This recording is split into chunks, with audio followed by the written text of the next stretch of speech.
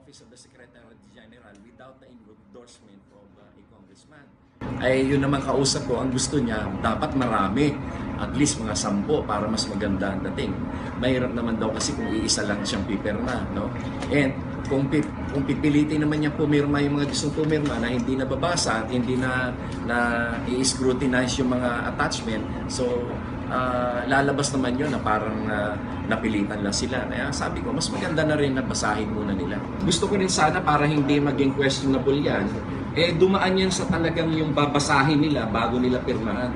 Kasi merong issue dati doon sa sa impeachment trial ni Chief Justice Corona na basta nila pinirmahan na hindi nabasa, no?